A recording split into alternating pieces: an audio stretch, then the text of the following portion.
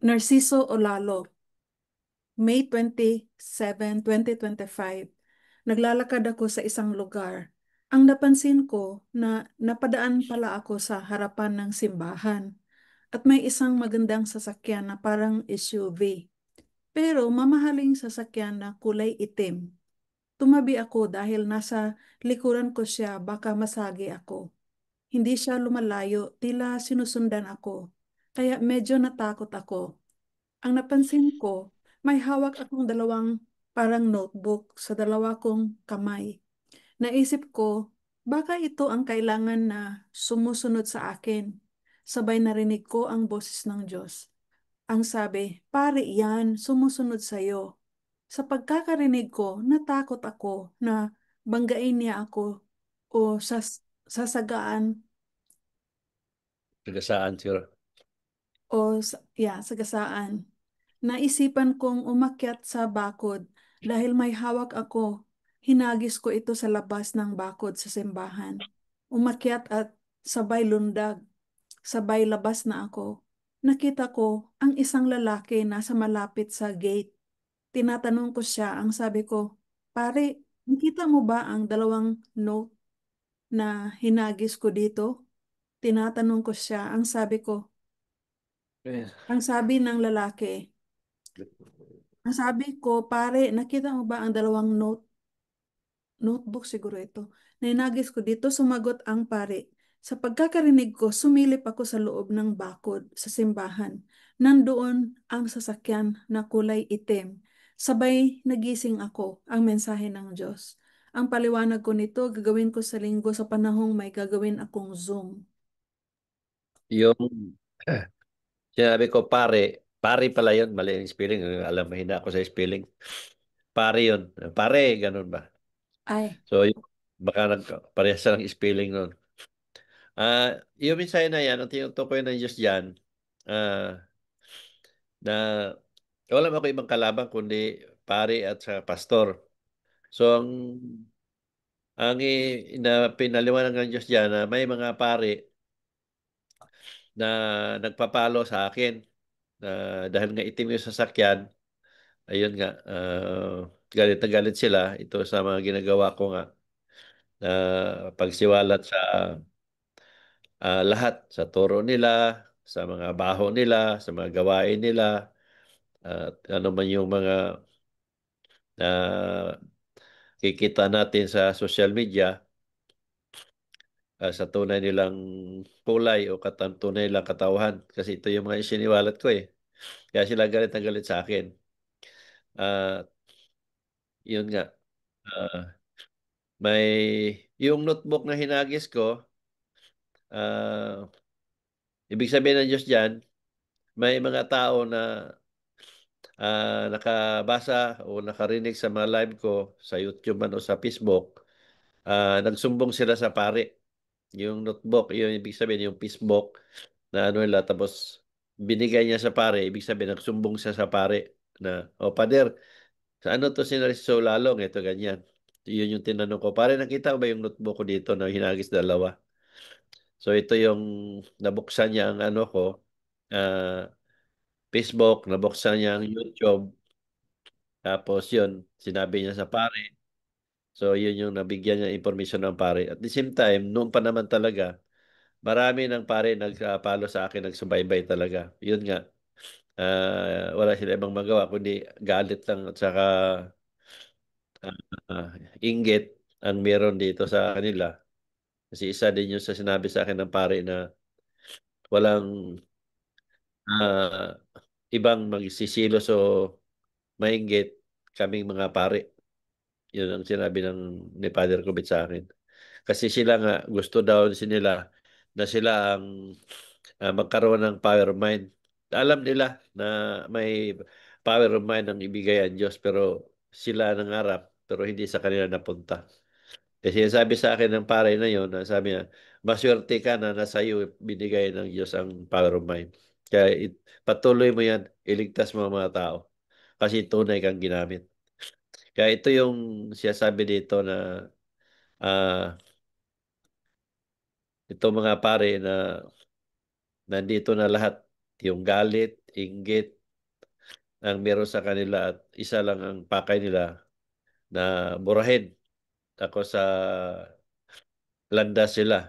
Dahil kung nagkataon nga, talagang wala nang maniwala sa kanila at wala na magsimba, so magugutom sila. Kasi isiniwalat ko yung ah, lahat ng kung ano ang tunay na buhay sa lahat ng reliyon. Kaya, ayan, hindi naman ako nangamba at hindi rin ako tinubuan ng takot. Dahil alam ko talaga, tunay akong ginamit. Kung tutusin nga, hindi na ako abutin ng 15 years sa ginagawa ko. Dahil lantara naman ako. Nasa lahat ng social media. Wala rin akong bodyguard. Normal naman ang buhay ko. Pumapasok. At kung ano yung buhay ko dati, ganun pa rin ngayon. Walang naiba at walang nabago. Kaya kung hindi ako totoo, ay hindi na ako makikita ninyong nandito sa harapan ninyo. Matagal na akong nanahimik. Pero dahil nga sinabi ng Diyos na huwag kang matakot na magpati sa mga tao, nagkasama ko sa lahat ng panahon, walang pare at pastor ang makalapit sa iyo. At dito din, pinatunayan ng Diyos dahil sa haba ng panahon, wala talagang nakalapit na pare man o pastor man para punain ako o magpalitan kami ng paliwanag kung bakit ginawa ko to at bakit ko isiniwalat kung ano man yung meron sila. Patunay lang yan, na totoo ang sinabi ng Diyos. So yun lang, Miss Kay, maraming salamat. Thank you, Brother Nars. Narciso Olalo, Mensahe ng Diyos, May 29, 2025. Nasa kamigin kami ni Jesus Christ sa lugar kung saan ako pinanganak. Sabi ni Jesus Christ, alis tayo. Sabi ko, saan tayo pupunta? Sumagot si Jesus Christ, sa Cagayan de Oro. Mulat-mulat ko, nasa Sabang pala kami sa tabing dalampasigan. Sabi ni Jesus, halina, sakay na. Pagtingin ko, sasakyan pang dagat, tila malapad na bangka na gawa sa aluminum o bakal. Ako ang nasa hulihan at ako ang nagsagwan. Papunta kami Katarman dahil doon banda ang Cagayan de Oro. Medyo malalaki ang alon. Sabi ko kay Jesus, best friend, medyo maalon. May kalalakihan at wala pa naman tayong dalang pang limas. Sumagot siya, panahon ng habagat ngayon, kaya maalon. Ang sarap ng pakiramdam ko habang naglalayag kami. Palibhasa, sanay ako sa dagat. Sa kalagitnaan ng laot kami, parang may sakay kami na isang lalaki na kulay itim. Nasa kanilang side ng sinasakyan namin. Pagtingin ko, si Kanor, klima pala. Hinahayaan ko palang, hinahayaan ko lang siya hanggang sa dumating kami sa Cagayan de Oro City. Pagbaba namin sa bangka, may dala si Jesus na isang sniper na putol ng damo. Si Kanor Klima naman, bitbit niya ang akala mo isang vacuum. Napunta kami sa ilalim ng gusali, naglilinis si Jesus Christ. Habang pinagmasdan ko siya, napalingon ako kay Kanor. Nag-vacuum siya ng putik na akala mo'y may halong semento na bagong halo. Habang gumagawa sila, sumilip ako sa labas. Napansin ko na nagpatong-patong na kwarto. Akala mo'y may mga kahon-kahon. Tumingin ako uli sa kanila. Jesus at Kanor, Klima. Nagpatuloy sila sa kanilang ginagawa. Ang sabi ni Jesus Christ, halina kayo, alis na tayo, balik tayo sa pinanggalingan natin. May kinuha si Jesus na isang bagay na akala mo'y isang malaking loaf bread. Ang sabi ko, ano yan, best friend? Sumagot siya, dalhin natin pa uwi sa kanila. Paglingon ko sa kanan, wala na si Kanor Klima. At ang nakita ko na lang ang dalawang sako na may laman. Ang alam ko, mga gamit yon. Tipong paalis na kami, ang sabi ko kay Jesus Christ, ako na ang magbuhat. Niyan, sa kinuha niyang, akala mo'y isang malaking loaf bread. Binuhat ko ito, napakabigat. Papunta na kami sa bangka. para babalik kami sa Kamiin. Habang parating kami sa tabing dagat, natatanaw ko ang sinag ng kulay rainbow na natatanaw ko mula sa malayo. Ang sabi ko, best friend, ano yung nakita ko? Sumagot si Jesus, ganun talaga ang buhay ng tao, parang isang rainbow na kusang maglaho at lilipas din. Ang salita ni Jesus Christ. Bigla ako nagising dahil ihing-ihi na ako. Pagtingin ko sa oras, 1 a.m. na pala. Pagkatapos kong umihi, nag-open ako sa computer para i-post ko ang mensahe. Patapos na ako sa pag-type, biglang nag-appear ang chat ni ng Sario. Ang sabi, Soy, patay na si Kanor. Sabay enter ko sa post. Nag-reply na ako sa sakay ng sakay ng Sario na basahin ninyo ang mensahe. Paliwanag ko ito sa Sunday sa gagawin kong Zoom meeting. Salamat, Miss Kay. Nandiyan ba sila sa Nazario?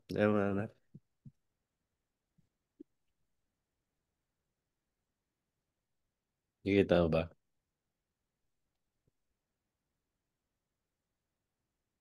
Wala. Wala.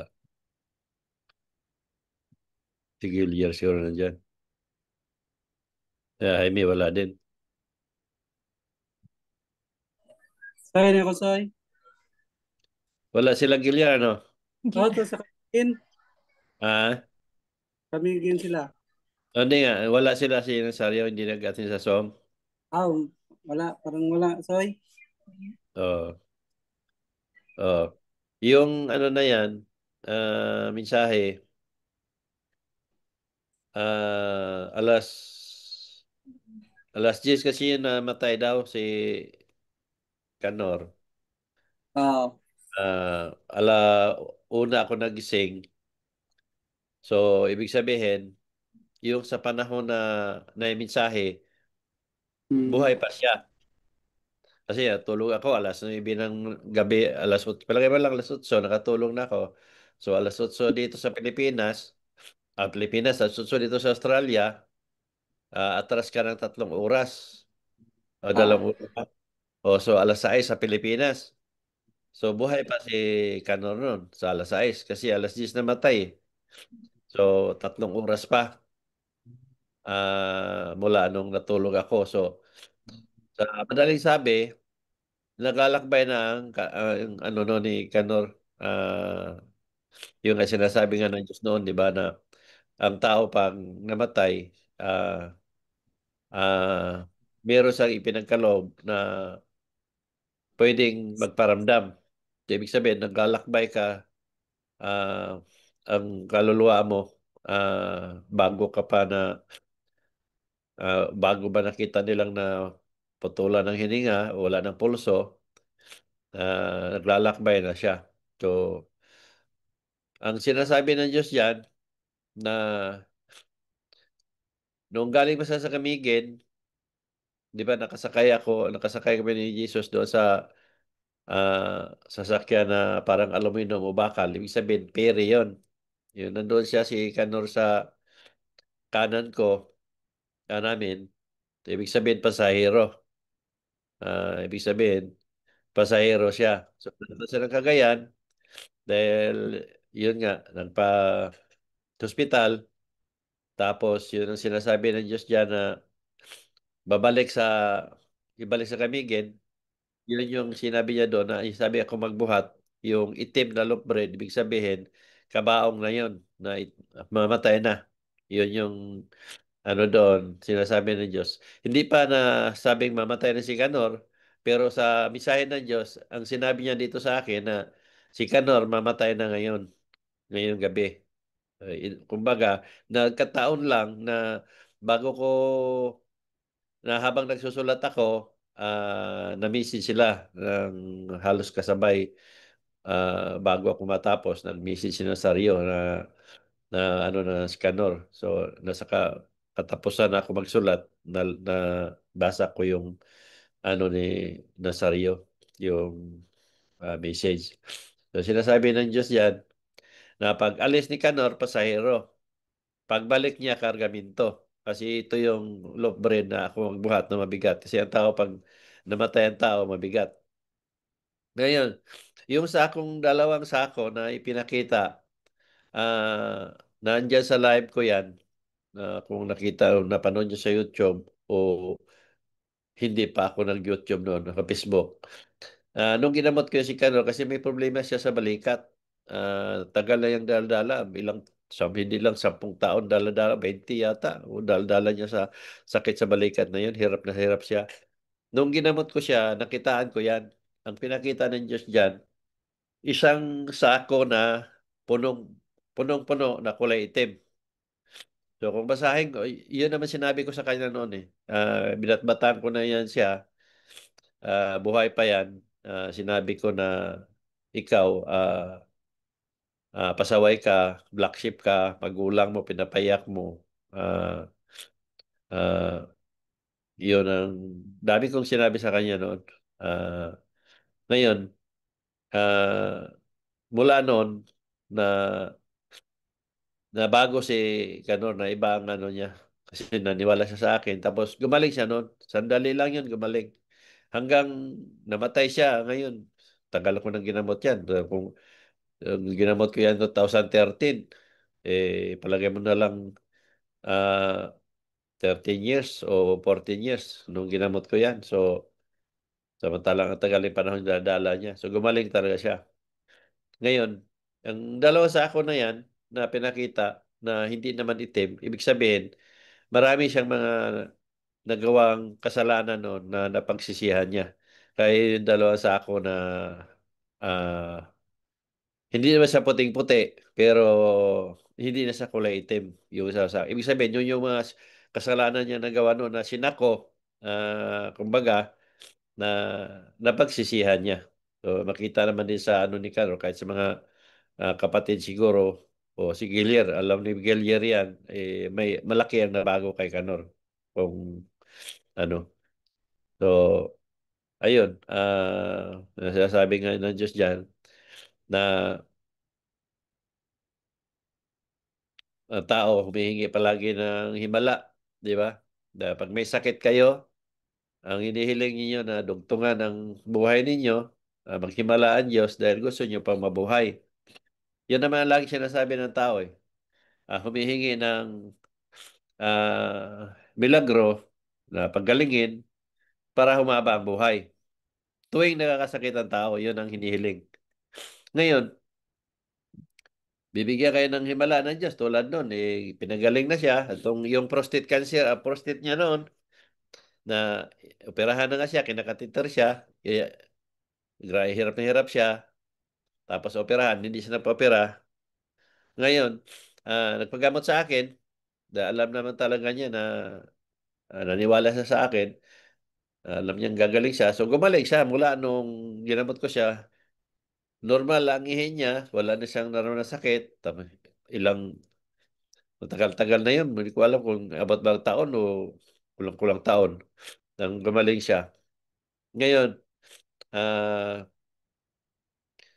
ang naramdaman niya, nung umuwi kami, naramdaman namin dyan na yung sakit niya sa ano niya, napaupo yata siya. Nagkaroon siya ng problema sa disc. Kaya yun yung sinabi ko na baka naipit yung spinal cord mo. Kaya kung binanggit to, kasi ang sabi ng doktor, kumalat daw yung cancer na stage 4 sa prostate. Pero ang ipagtaka ko, kung prostate, di dapat, mula nung ginamot ko siya, dapat hindi na siya ginawahan ng parang normal. Kasi prostate ka. Pero wala naman siya reklamo. Nung nag-umuwi ako, wala naman siya reklamo.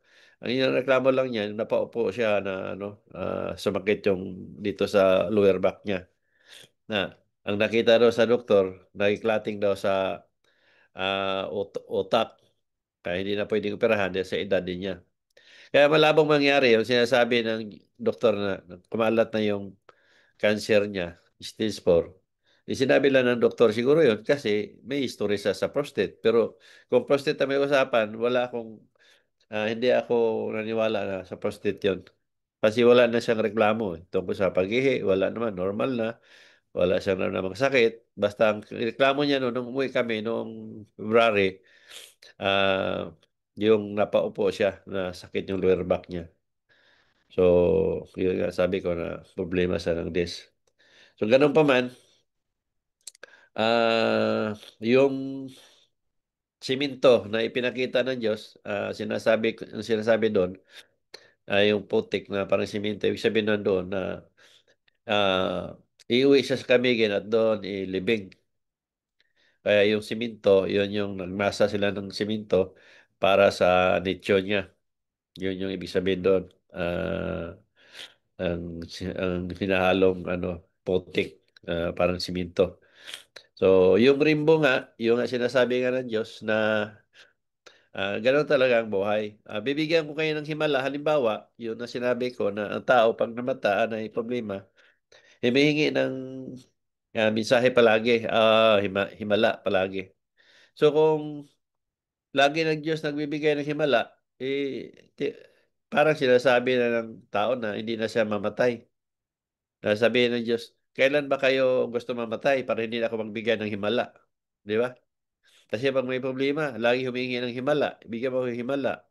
Dugtungan ang buhay. O lagi nagdugtong ang Diyos sa buhay ng tao kasi naghahanap ng himala, ang tao hindi na namamatay. Walang magtatagal dito sa mundong ito. Pag oras na natin, oras na talaga. Dahil kung ang Diyos magbigay ng himala palagi, ay hindi na mamatay ang tao. So tatanungin kayo ng Diyos, hanggang kailan ba gusto mo mabuhay? Di ba? Kasi puro kayo hingi ng lugtong o himala, parang ayaw nyo nang mamatay. Lahat naman tayo talaga doon pupunta. Kaya ang himala dyan na ginawa ng Diyos, yung una na ginamot siya, naging okay siya. Pangalawa, naging okay din siya. Ngayon, oras na talaga, hanggang doon na lang talaga ang buhay ng tao. Yun yung sinabi ng Diyos dyan. Na ang rainbow, hinahintulad sa buhay ng tao na makulay, masalimuot ang buhay ng tao. So, parang rainbow din na paglutang ng rainbow, matingkad, ganun ang buhay ng tao.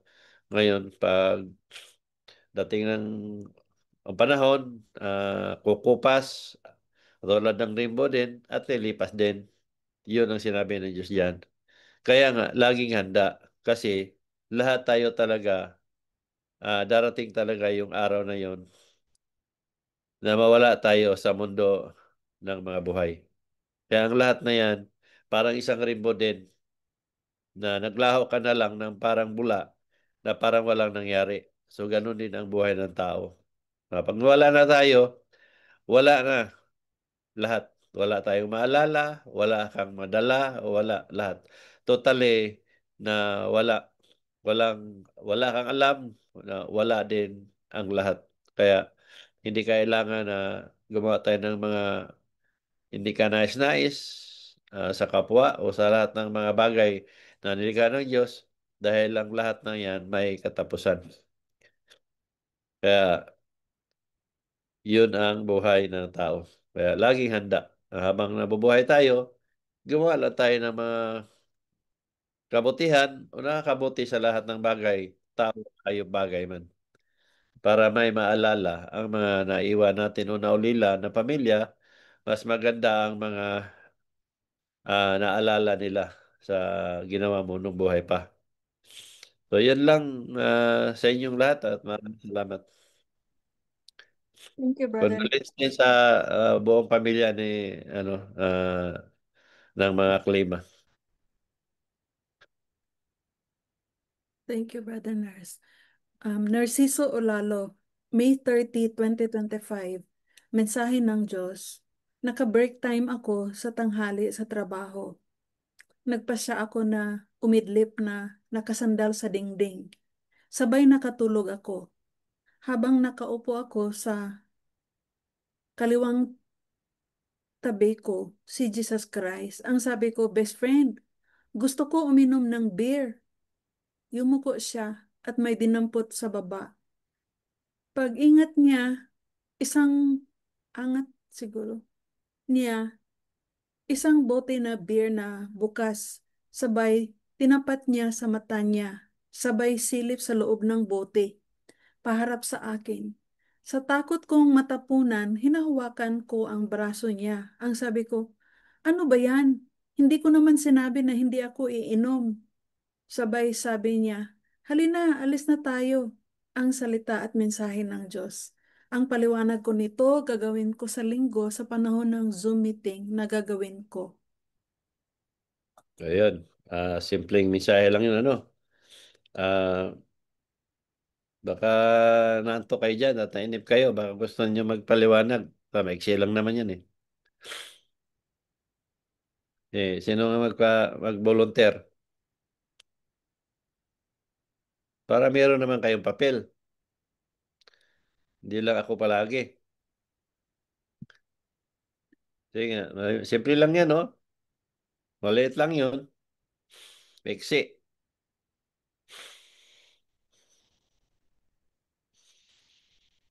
No, wala.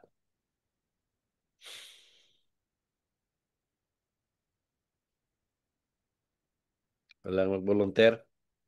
Yung mga uminom ng beer dyan. Wala talaga. Ako, Soy, Sige. Sige, Lier. ah, pagkakaintindi ko, Soy, yung dapat sa buhay ng tao, meron din tayong, yung tinatawag na relaxation ba? Beer-beer mo na, palamig-lamig sa beer, ganyan. Parang unwind, Soy ba? Yun ang siguro, Ano yan, beer-beer? Beer-beer, itlog. beer na ano ba? Yung bug na, Ha? Beer-beer. Beer-beer, itlog. Yung Lier, ha? yun lang, Soy. Abay, himas-himas sa imong ulo ba? Nga may buhok. Uy, murag mo naman ni siguro. Loko to si Gilier ah. Maraming salamat, Gilier. O, sino pa dyan?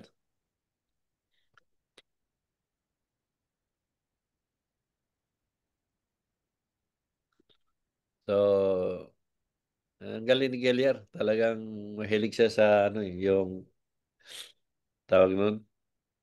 Pero readers, ang iniinam mo, Gilier, ano? Gilier? Hindi, Di ba Soy, readers minsan, ano mo? yung yung pilsel. Ba, social ka pa ah. LC ka pa ah. Minsan lang, minsan. Pero minsan, pag readers. So, ayun nga. Ah, kailangan din kasi na pagpagonte sa trabaho, yung sabi diyan na mayroong isang mensahe diyan na kailangan mo rin mag-enjoy, mag-relax ba?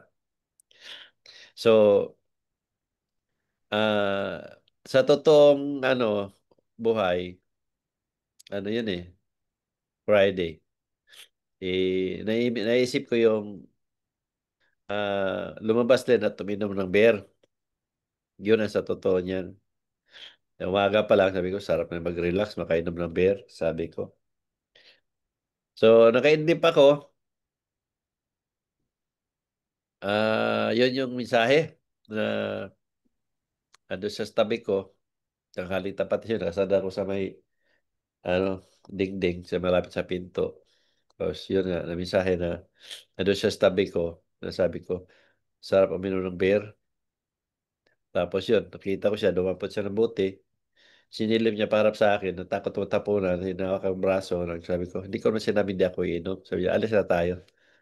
So, ibig sabihin ng Diyos doon, na yung pagdampot ng bote, pwede naman ka uminom ng beer. Pero yung pagsilip niya sa bote, ang sabi niya, di ba pagsilip mo, may tinitingnan ka. Ang sabi niya, tingnan natin, anong titingnan niya? Kung may pira ako. Kasi wala akong pera wala akong wala pa akong sweldo So, wala pa akong sweldo. So, paano ako makapag inom ng beer? Wala pa naman akong sweldo. So, yun yung sinabi niya dyan. Na okay naman na mag-inom ka, pero tingnan natin. Yun yung meaning no pagkuha niya ng bote, ng beer, ibig sabihin, pwede ka minom. Pero tingnan natin kasi may sinilip siya. Tapos yung beer na bukas, walang laman. So, sinilip niya sa loob. So, ibig sabihin, empty. Ibig sabihin, paano ka makainom? Na wala ka namang pera kasi wala ka pang sweldo. So, nung hapon, ayun, sinabi ko kay Susan ng mensahe. Tapos, ang sabi niya sa akin, sabay ka na sa akin pa pag pasok para, ibigyan kita ng, ng bili ng beer. So, ayan, umalis kami. Chinik ko yung sweldo ko.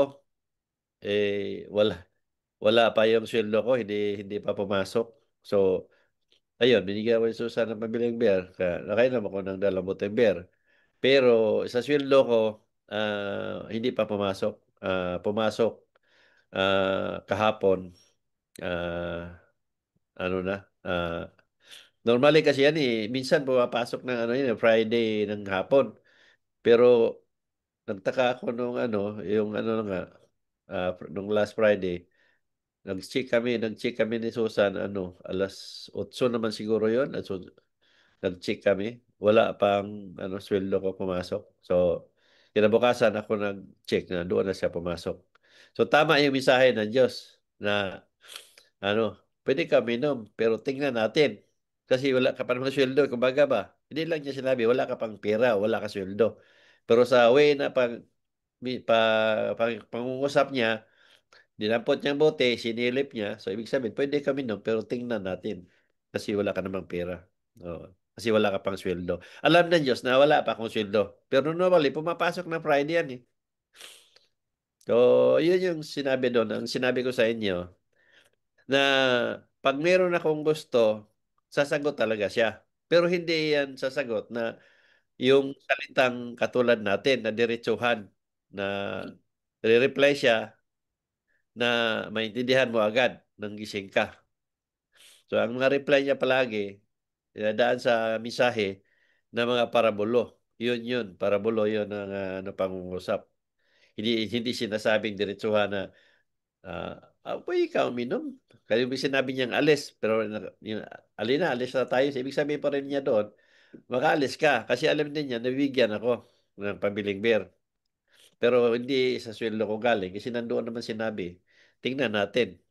No, di ba? Kasi wala ka pa namang sweldo. So, ang pangungusap ng Diyos, yung sinasabi ko sa inyo, paiba-iba. Hindi katulad nga ng na ano nyo sa mga pare at pastor ninyo, na isang meaning lang. Sa aktual na mensahe ng Diyos, parabulo yan palagi. Minsan magkaparehas ang nakita mo, pero magkaiba ang meaning. So, yun yung exciting dyan. Kung nakausap ninyo ang Diyos, ay talagang pag may inihiling ka, pahirapan ka talaga kung paano mo basahin. Yun nga lang, dahil sa power of mind, para sa akin, hindi hindi ko sinabing madali, pero kag nagre-retain nga ako, nag-analyze na ako kung ano ibig sabihin ng Diyos doon. So, yun yung gamit ng power of mind. Kaya exciting palagi. Uh, Kaya nagtugma naman yan sa lahat na pangyayari kung ano yung nakikita ko. So, yun lang. Maraming salamat. Kaya meron pa ba? Wala, yun na ang last, Brother Nars. Maraming salamat. Meron pa yung mensahe na yun, yung halos kahawig noon na yun ba yun, na yung ang tao kailangan mag-relax, hindi puro trabaho. Yun, napaliwanag ko ba na nakalipas yun? Yung nakaraang Zoom. Parang meron yun ah. Parang meron, pero hindi last time. Hindi ba Previous. yan? Oo. Hmm. Manaata na ko yan, Nars, katong about sa bakasyon. Hmm. Yung, parang meron kasi akong naalala na yung nagtrabaho ako sa construction. Tapos yung sabi na alis tayo, ba yun? Hindi ko alam kung napaliwanag ko yun. Sige lang. At least, mayroong mensahe na ipaliwanag natin ngayon.